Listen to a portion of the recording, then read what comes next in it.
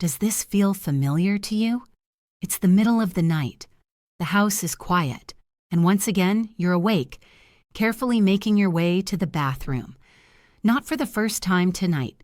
Each trip feels heavier than the last. Your eyes struggle to focus. Your body feels unsteady. And somewhere in the back of your mind, frustration quietly builds. The next morning doesn't feel any better. You wake up tired. Your energy feels drained before the day even begins. Simple tasks take more effort. Your patience is shorter. Your mind doesn't feel as clear as it used to. Many people quietly tell themselves, this is just part of getting older. They begin to accept broken sleep as normal. They accept feeling tired as inevitable. They even accept the worry of walking in the dark at night. But here's something important I want you to hear clearly. You do not have to simply live with this. Waking up multiple times at night to use the bathroom is common, yes, but common does not mean harmless, and it certainly does not mean untouchable. For many adults over 60, this pattern slowly steals more than just sleep. It affects mood, it affects balance, it affects focus, and over time, it can quietly pull you away from the life you want to enjoy. What makes this especially frustrating is that most people are never told why it's happening. They're given vague explanations, or they're told to drink less water and hope for the best. That advice rarely helps, and often it makes things worse. Tonight, I want to walk you through a different way of thinking about this issue, a practical, logical approach that focuses not on drinking less, but on drinking smarter. Before we get there, it's important to understand the size of the problem.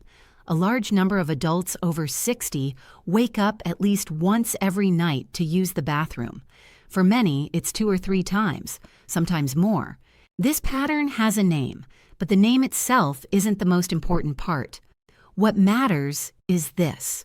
Your body is sending signals, and those signals deserve attention, not resignation.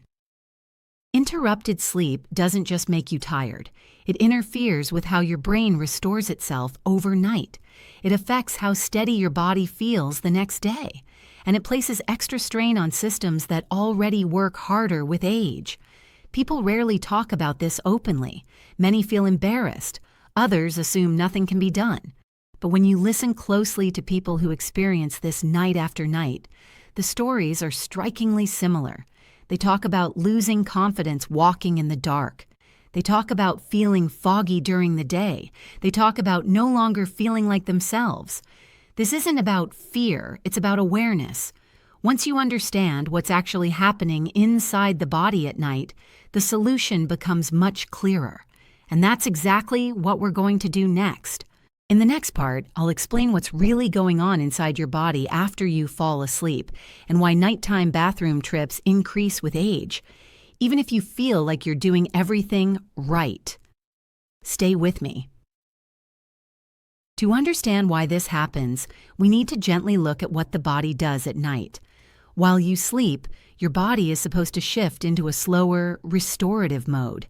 Systems quiet down, energy is conserved, and certain hormones guide this process. One of these signals tells the kidneys to slow down fluid processing overnight. In younger years, this system usually works smoothly. As we get older, that signal often becomes weaker.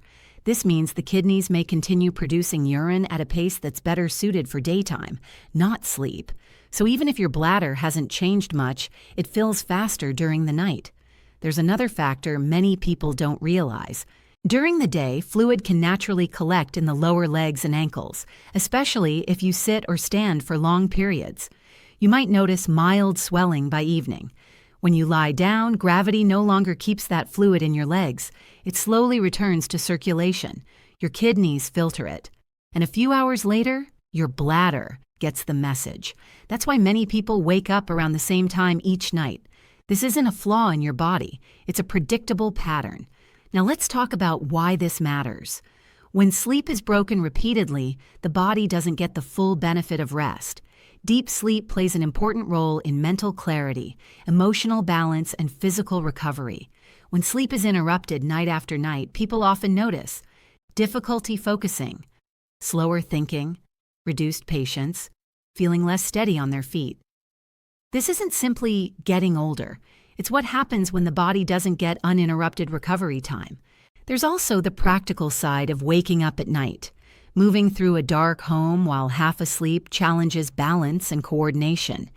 Even familiar spaces can feel different at night. A corner of furniture, a rug, a step. Small obstacles can become meaningful risks. Over time, many people begin to feel anxious about nighttime movement itself. That anxiety alone can make falling back asleep more difficult. And then there's the emotional toll. Poor sleep quietly affects how you feel about your day. It can drain motivation. It can dull enjoyment. It can slowly shrink the activities you look forward to. None of this happens overnight. It builds gradually, which is why so many people accept it without question. But here's the encouraging part. Once you understand that nighttime bathroom trips are influenced by timing, habits, and fluid handling, not just age, you can begin to work with your body instead of against it. Before we talk about what helps, we need to clear away a few common mistakes. Well-intentioned habits that seem logical, but often make nights worse. In the next part, I'll walk you through the most common myths people believe about nighttime bathroom trips, and why letting go of them is the first real step toward better sleep. Before we talk about what helps, we need to pause for a moment and talk about what doesn't. Most people dealing with nighttime bathroom trips are doing their best. They're not careless. They're not ignoring their health. But many follow advice that sounds reasonable on the surface and quietly works against them.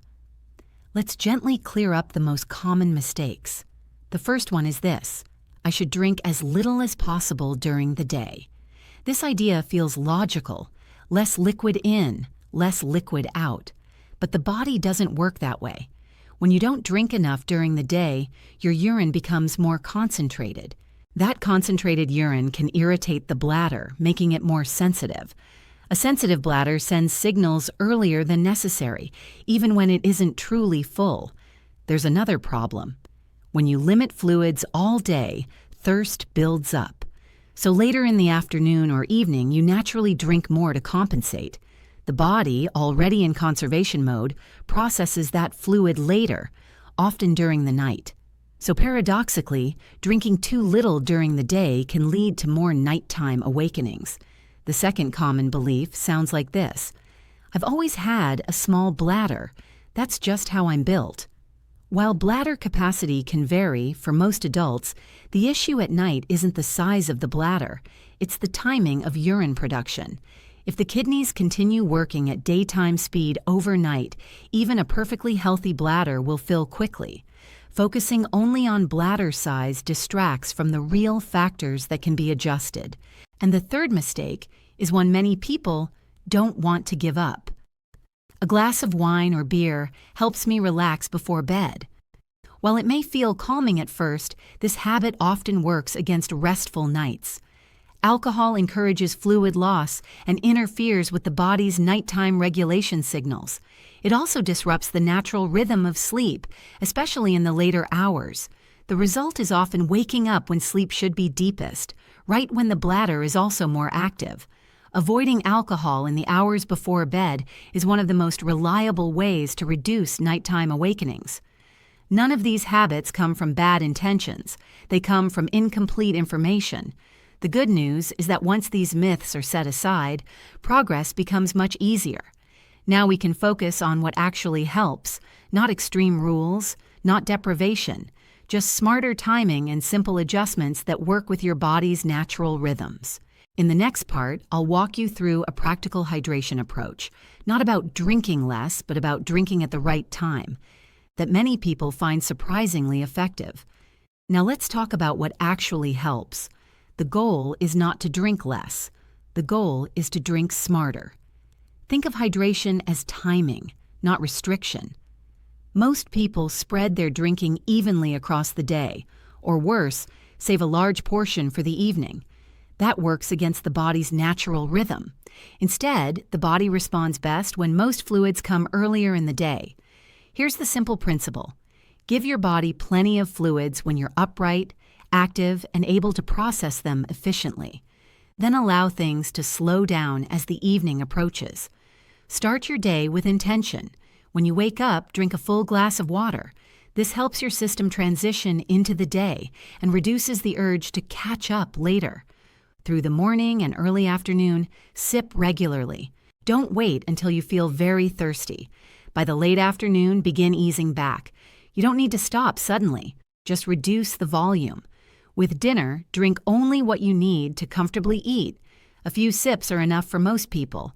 The final and most important part of this strategy is creating a clear cutoff. Aim for a 2-hour window before bed with no drinks at all. This gives your kidneys time to complete their work before you fall asleep.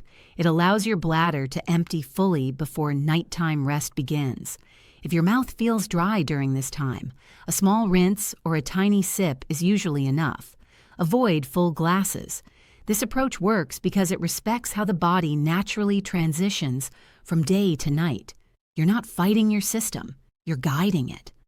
But there are a few small supporting habits that can make this strategy even more effective, and that's what we'll look at next.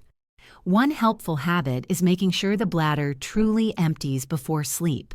Instead of rushing, take your time.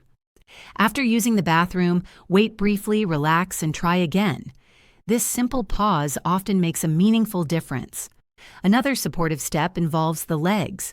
If you notice swelling by evening, elevating your legs earlier in the night can help fluid return to circulation before bedtime. Even 30 to 60 minutes while resting can be enough. That way, your body processes that fluid before you're asleep, not in the middle of the night. Finally, pay attention to the evening meal. Very salty foods, large portions, or meals with high water content late in the evening can all increase nighttime fluid processing. Simple, balanced dinners tend to support more restful nights. When people apply these steps together, many notice changes sooner than they expect, not because the body is forced, but because it's supported. Better nights begin with understanding, not restriction. You don't need perfection, you need consistency.